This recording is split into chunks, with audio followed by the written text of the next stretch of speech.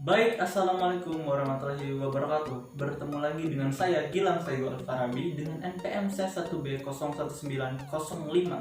Saya berasal dari kelas B Manajemen angkatan 2019. Baiklah, di sini saya akan menjelaskan tentang obligasi dan valuasinya. Untuk materinya, saya mendapatkan materi ini dari buku ini. Dan ada beberapa tambahan lainnya dari internet. Bagi teman-teman yang memiliki buku ini, bisa untuk lebih memahami dengan cara membuka dan membacanya.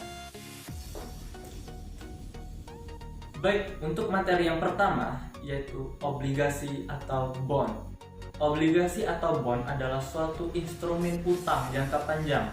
Contoh dari obligasi ini adalah beberapa macam, yaitu ada obligasi pemerintah, obligasi perusahaan, obligasi pemerintah daerah, dan obligasi luar negeri. Ada 4 ya teman-teman. Obligasi yang diterbitkan oleh perusahaan, selanjutnya ada obligasi pemerintah daerah atau muni karbon, yaitu obligasi yang diterbitkan oleh pemerintah negara bagian dan pemerintah setempat. Dan juga yang terakhir adalah obligasi luar negeri, yaitu obligasi yang diterbitkan oleh pemerintah asing dan perusahaan asing. Kemudian untuk materi yang kedua yaitu karakteristik utama obligasi. Di sini terdapat nilai pari atau bisa disebut dengan paru-paru, yaitu dari nilai suatu obligasi. Kemudian ada tingkat bunga kupon, yaitu pembayaran kupon dengan jumlah bunga tertentu yang dibayarkan pada setiap tahunnya. Tingkat bunga kupon atau coupon interest rate adalah tingkat bunga tahunan yang dinyatakan atas suatu obligasi. Obligasi dengan tingkat bunga mengambang atau floating rate bond merupakan suatu obligasi yang tingkat bunganya berfluktuasi sesuai dengan perubahan tingkat bunga secara umum.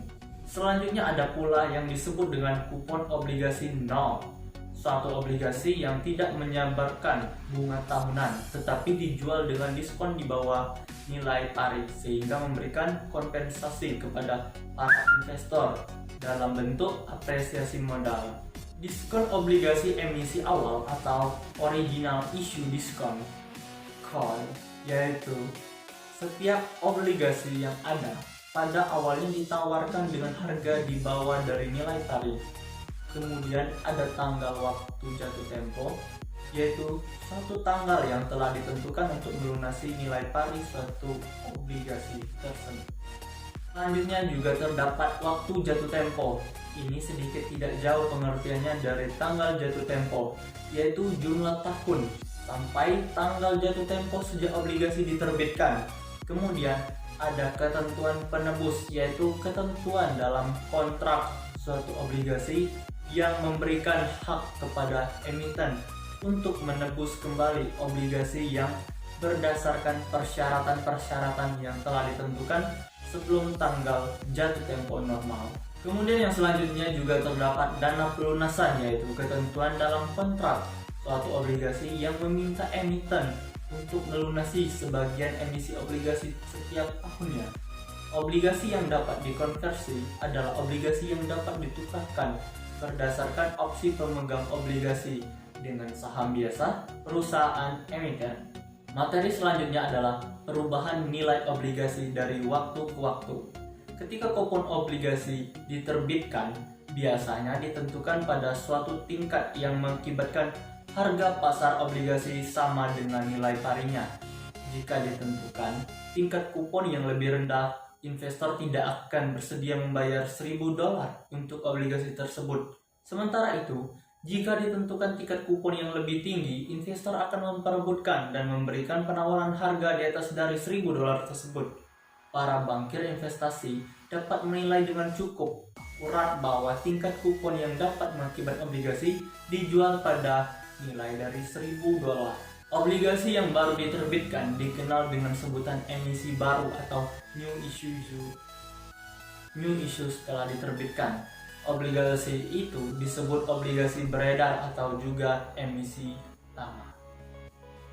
Obligasi yang baru diterbitkan umumnya dijual dengan harga yang sangat mendekati nilai parinya, sementara harga obligasi beredar sangat bervariasi dibandingkan dengan nilai parinya, kecuali pada obligasi dengan tingkat bunga mengambang. Pembayaran kupon adalah konstan, jadi ketika kondisi perekonomian berubah, ke obligasi dengan kupon 100 yang dijual dengan nilai $1.000 pada saat itu diterbitkan akan dijual lebih tinggi atau dijual lebih rendah dari nilai $1.000. Kemudian yaitu membandingkan resiko tingkat bunga dan tingkat reinvestasi. Jenis resiko yang lebih relevan bagi seorang investor akan sangat bergantung pada lamanya investor tersebut berencana. Memiliki obligasi titik ini seringkali disebut sebagai cakrawala investasi. Cakrawala investasi ini adalah lamanya periode waktu seorang investor yang berencana untuk memiliki suatu investasi tersebut. Kemudian ada macam-macam resiko pada obligasi, yaitu satu, resiko tingkat bunga adalah resiko yang terjadinya penurunan harga obligasi yang diakibatkan oleh tingkat bunga. Sebagai ilustrasi, kita lihat kembali obligasi milik Anda yang telah membeli salah satu obligasi ini pada nilai nominalnya $1.000.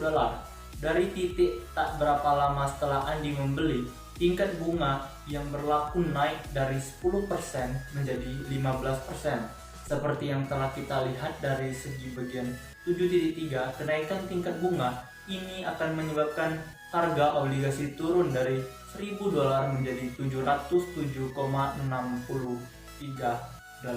sehingga Anda akan menanggung kerugian sebesar $292,37 atas obligasi tersebut. Tingkat bunga dan memang naik. Ketika kenaikan tingkat bunga dapat menimbulkan kerugian nilai bagi pemegang obligasi. Jadi orang atau perusahaan yang berinvestasi dalam obligasi akan berhadapan dengan yang namanya resiko meningkatnya tingkat bunga atau menurunnya tingkat bunga. Selanjutnya ada yang namanya resiko tingkat reinvestasi, yaitu resiko bahwa penurunan tingkat bunga akan menyebabkan terjadinya penurunan pendapat dari suatu portofolio obligasi. Dan resiko yang terakhir adalah resiko gagal bayar. Resiko gagal bayar yang isinya makin tinggi kemungkinan gagal bayar, makin tinggi preminya, dan berakibat pada imbal hasilnya, yaitu saat jatuh tempo. Resiko gagal bayar untuk efek pemerintah adalah 0, tetapi resiko ini merupakan resiko yang substansi untuk perusahaan dan obligasi pemerintah daerah dengan mutu yang lebih rendah. Baik, sudah masuk ke materi yang terakhir, yaitu pemeringkatan obligasi. Obligasi layak investasi adalah obligasi berperingkat 3B atau lebih secara umum dikenal dengan banyak bank dan investor institusional lainnya hanya diperkenalkan memegang obligasi layak investasi ini. Kriteria dan peringkat obligasi satu rasio-rasio tersebut adalah rasio utang dan rasio kelipatan pembayaran bunga 2 dengan ketentuan pembayaran bunga. 2. Ketentuan hipotek, yaitu apakah obligasi dijamin oleh hipotek. Jika iya dan properti tersebut memiliki nilai yang relatif tinggi terhadap jumlah utang yang diobligasikan, maka peringkatnya akan meningkat. 3. Ketentuan subordinasi, yaitu apakah obligasi disubordinasi ke utang yang lain. Jika iya, obligasi tersebut akan diberi peringkat paling sedikit 1 tingkat di bawah peringkat yang seharusnya diberikan. Yang keempat yaitu jaminan, yaitu beberapa obligasi yang dijamin oleh perusahaan lain. Yang kelima adalah pelunasan, yaitu apakah obligasi memiliki dana pelunasan yang menjamin adanya pelunasan secara sistematis. Kemudian yang keenam adalah jatuh tempo, dan yang ketujuh adalah stabilitas. Yang kedelapan ada regulasi. Yang kesembilan ada antitrust. Yang ke-10 ada operasi di luar negeri. Ke-11 ada faktor ruang lingkup hidup. Yang ke-12 ada kewajiban atas produk. Dan yang ke-13 ada kewajiban pensiun. Yang ke-14 ada masalah ketenagakerjaan. Dan yang ke-15 atau yang terakhir ada kebijakan akuntansi.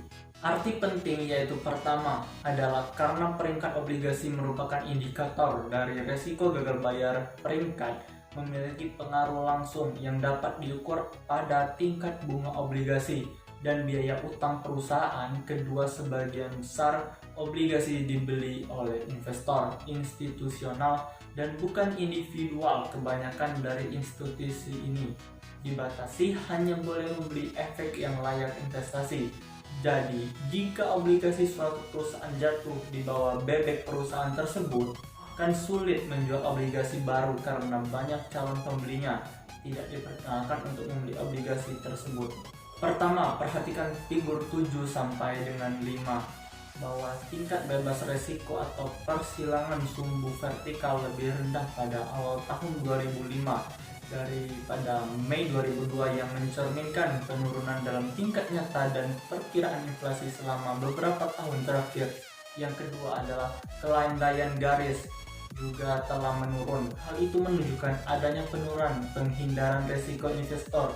Jadi hukuman karena memiliki peringkat kredit yang rendah akan bervariasi dari waktu ke waktu. Seperti pada tahun 2002, hukuman ini cukup besar, tetapi pada tahun lainnya, seperti pada tahun 1995, disajikan dalam figur 74 dan 2005 disajikan dalam figur 74 dan juga 75. Hukuman ini menjadi kecil, jadi perbedaan ini mencerminkan penghindaran resiko investor dan optimisme atau pesimis mereka terhadap perekonomian dan laba perusahaan. Baik, saya rasa hanya ini yang bisa saya jelaskan pada materi bab 7 ini tentang obligasi dan valuasinya. Apabila terdapat kesalahan kata, saya mohon maaf. Kepada Allah saya mohon ampun. Wabillahi taufiq wal hidayah. Wassalamualaikum warahmatullahi wabarakatuh.